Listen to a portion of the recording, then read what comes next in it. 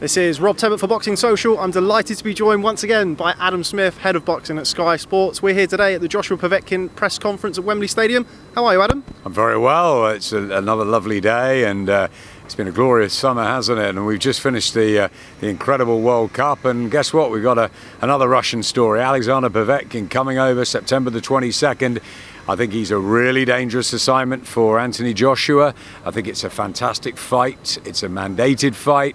What's he, probably third in the world, Povetkin, unbeaten apart from that one defeat to Klitschko, so unbeaten, for 5 years. He's won, I think, 34 of 35, Olympic gold medalist, won the Worlds, double European as an amateur, knocked out the likes of Mike Perez, Carlos Takam, Ruslan Shagayev, of course, to win the title a few years back.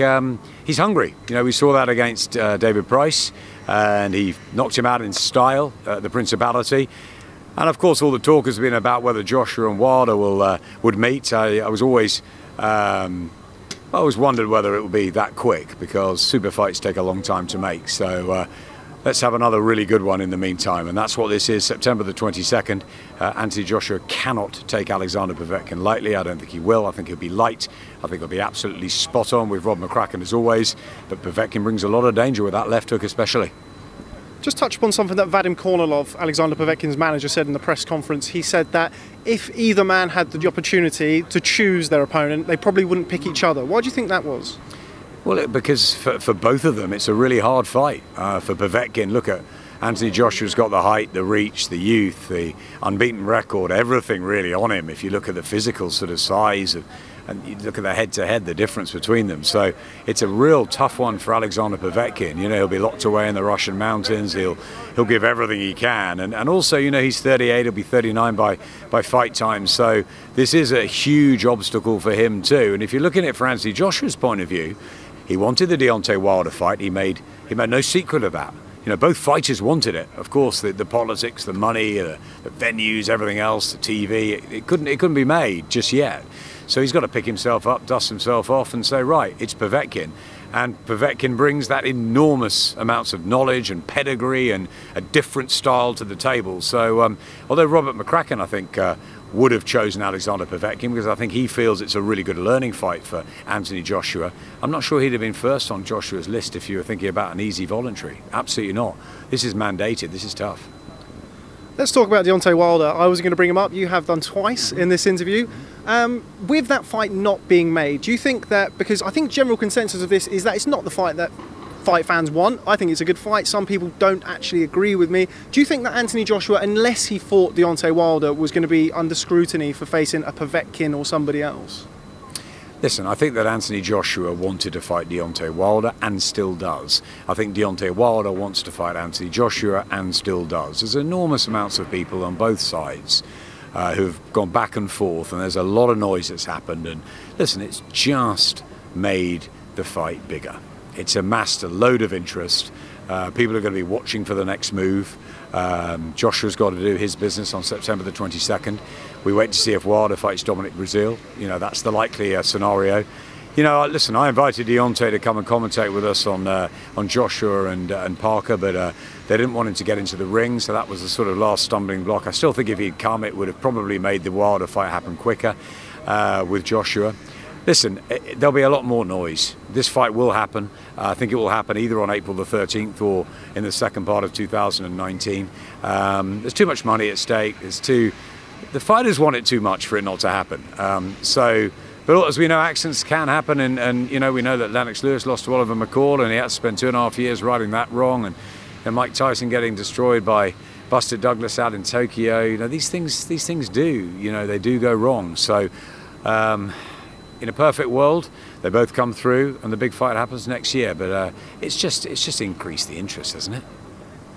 With that in mind, in your role as head of boxing for Sky Sports, would you have preferred Anthony Joshua to face Deontay Wilder now in case of any slip-ups on either side of the pond? That's a good question. As a fight fan, I'd love Anthony Joshua and Deontay Wilder to fight right here, right now. I want to know who's the best, you know? They both bring so much to the table, so many different things. They both bring so much charisma. We wanted Mayweather Pacquiao, didn't we, for years. We eventually got it. We should have had 3 of them. We got 3 Bo Holyfields, and when I was talking to Stephen Espinosa and the Showtime team when they were over in Cardiff, they said They think it should happen now because then we could have 3 of them.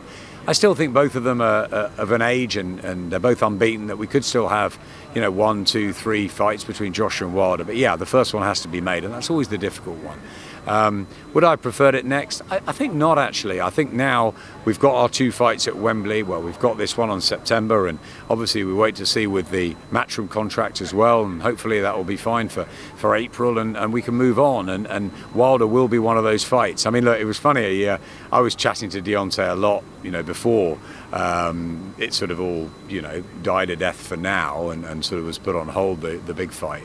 I didn't hear from him, so I dropped him a line the other day and I said, you still talking to us? You all right? And he said, of course. And, and we asked him to see if he was free next week to come over for the Dillian-Whyte fight, because he's a great commentator and it's great to have him around, and he wasn't. So we're looking at getting, of course, Jarrell Miller over, which will be great fun next week. But, Deontay still very much, he knows the game and he wants this fight. So I think it definitely will happen. And I actually think these things that tend to sort of brew a little bit more just get bigger and bigger. What we don't want is it to either go wrong because of defeats and not be quite as big, or it never happens. We never got Ricky Hatton and Junior Witter in a ring. We still haven't got Kell, Brook and Amir Khan in a ring. You don't want to miss those big fights because then the fans miss out. I think we'll get AJ and Wilder, and I think we'll get it sooner rather than later. Something else that you said in the press conference, I mean, you just touched upon Jarrell Miller. Yesterday we all saw the DAZN press conference, Jarrell Miller and Anthony Joshua, altercation on the stage. What did you make of that? Did you make of what some people have called as, a bit of a sideshow, a bit of a potential delaying tactic for a Deontay Wilder fight? Is that planting the seed of a fight potentially in April or September next year? Listen, I want to say that it's great seeing Jarrell Miller sort of capturing headlines today. But I mentioned it a few days ago to my team and said I quite like to get Jarrell over because he's makes a lot of noise, whatever. I didn't quite expect that to happen as well yesterday, which helps everybody, doesn't it? It puts his name in the lights. Was it a bit disrespectful? Probably. Is he slightly crazy? Yes. I like him. He's a character. Is he any good? I think he's unbeaten. I think we don't know how good he is, and I think that's the beauty of Jarrell Miller. And until he fights someone of a level that we can start getting really excited about, I think he is just that. He's just another one of the guys who wants to pop at the big boys, at Joshua, at Wilder, and I think, look, he's putting himself in the picture, in the frame. April the 13th, if they can't make Deontay Wilder and Dillian-Whyte wins next week against Joseph Parker, you can do Dillian-Whyte rematch. You can do Jarrell Miller. You can do any number of other fights.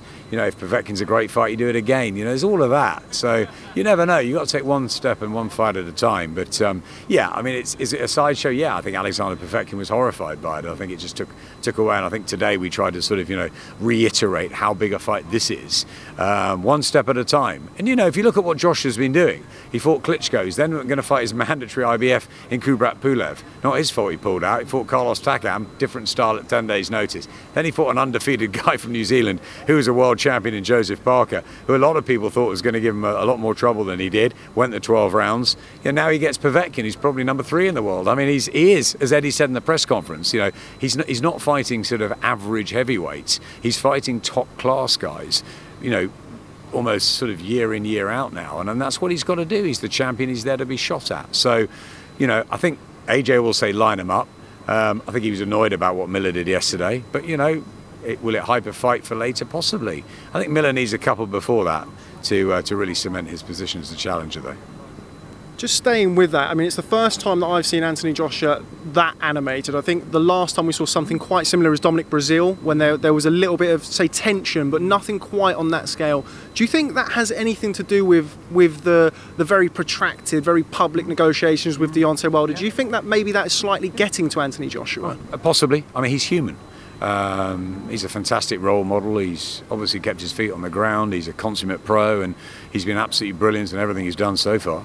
But he's a human, and surely he's got to be really annoyed that Wilder thing broke down for whatever reason. And if he's coming out badly from it, and the Wilder camp is saying, you don't want the fight, you never wanted it, Eddie Hearn, etc., he's not going to be happy about it. I think, look, who knows? He's off a flight, he's back on a flight, he's training, and the red mist came down a little bit, and probably thought it was disrespectful that he's there to announce the Povetkin fight, to announce his position on DAZN as well, and he probably just thought, who is this guy and what's he done? But that's what Jarrell Miller was there for, to try and produce his own name, produce his own publicity. So I can see both sides of it. Yeah, Anthony would have cooled down very quickly after, and I don't think there's any problem there. And I think if he ends up fighting Jarrell Miller, it will be a very different sort of build-up to the one here, where we've got, again, like Vladimir Klitschko, the respect between them. It's a shame Alexander doesn't speak English, of course it is. But, you know, we know that he's a respectful guy. We know that they're going to let their fists do the talking. And, you know, everybody wants to see the AJ show. You know, ultimately, you know, he's won everything so far. People want to see how far it can go. People love his accessibility. 90,000 will be here again. You know, I wonder if the tickets would sell. Is the last. I mean, you know, I know 180,000 would come here if they could. It's going to sell out. It's going to be fantastic. And I think they're looking at 100,000 for April the 13th. So should everything go according to Team Joshua's plan on the 22nd of September, they're going to try and, I think they've talked to Sadiq Khan about raising the roof literally. There isn't one here, but getting 100 crammed in here, 100K would be amazing, wouldn't it? With that in mind, the Jarrell Miller sideshow yesterday, you've got Deontay Wilder, of course. Dillian-Whyte has been mentioned as a possible opponent for April the 13th. You've got all of these guys, as you say, calling for Anthony Joshua. He is showing, in my opinion, some signs yesterday of potentially that getting to him. Is there any chance you feel that he could take his eye off the ball against what is a dangerous mandatory in Alexander Povetkin? Absolutely, 100% not.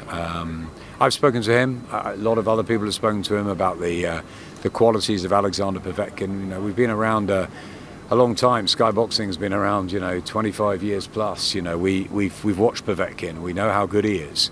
And as I said to you, he's advancing in years. There was a couple of signs in the Price fight, I think, that shows that he could be vulnerable himself. But there's also signs that he's still, you know, extremely dangerous with those left hooks and the big right hands. It's a different style for Anthony to face, but no, I think he'll be absolutely, you know, nailed to that game plan. He'll be terrific during fight camp, as he always is under Rob McCracken. So I expect him to come. He's already light. I expect him to come in really well for this fight, and I expect him to do the job. But I don't think it'll be easy. And just final word on the show next week: Dillian-Whyte versus Joseph Parker. Great main event. It's not being talked about enough yet. Joseph Parker and Dillian-Whyte. What a great fight. It's a 50-50 affair. My team are absolutely split down the middle on it. I don't know who's going to win. Those are the fights that we love to see. You know, Joe Parker has got a lot of redemption in his body. I think he let himself down. He probably felt he let himself down in Cardiff. Didn't quite give that 100% maybe, or the negative tactics, or the happy to come second, or whatever it was.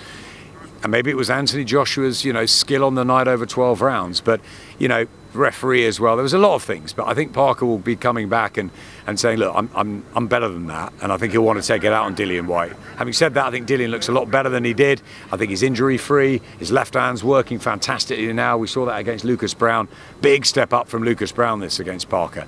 It's a pick'em, and we love that. Then you've got, you know, Chisora and Takam, and you've got Katie Taylor, who I adore, and then we've got, you know, Conor Benn and Joshua-Povetkin, Anthony Fowler, so many. It's going to be a great night. It's going to be a real old-fashioned, it's almost like a York Hall show at the O2 with a huge amount of people. It's going to be that good. It's going to be start to finish, entertaining fights, and I can't wait. We need to talk about it more. Just finally, because I think we're about to be moved along, what update can you give us, if any, on Kell Brook? The whole Kell Brook, Chris Eubank Jr., Joe Joyce, Nick Webb sort of scenario, really. I don't really know how to put it. I mean, that undercard isn't what it was initially. Do you have any update on that? I'm hearing what you're hearing, to be honest. You know, it's I think there will be another announcement about another fighter on the bill. I think without that, it's still a very good bill, and it's a great top of the bill. But yes, very disappointing when you can't get exactly what you want. This thing's happening in boxing. You've got to move on. It's up to Eddie to provide the best fights he can. I'm sure he will. And as I say, expect another announcement in 24 hours of another one to be added to a stacked July the 28th card. But look, as I said, it's going to be a fantastic night from start to finish. We should get Jarrell Miller over, causing some noise next week. I think we're going to try and get Tony Bellew and David Hay together on the night as well. Carl Froch is around. It's going to be a lot of fun. And it's, you know, it's a big summer show, isn't it? We don't always have those. before the heavy autumn and winter, with what's happening both in the UK and in the US, let's have one last cracking show. I can guarantee you, anyone that tunes in, anyone that's there on the night, will have a fantastic night's entertainment. Yes, it's not the massive name of an Anthony Joshua, or maybe a Bellew or a Hay, but it's a great top of the bill, and it's going to be a fantastic show. Okay, well, Adam Smith, always a pleasure catching up with you. No Look problem. forward to seeing you soon. Thanks very much for speaking to Boxing Social. No problem at all. Thanks, Adam.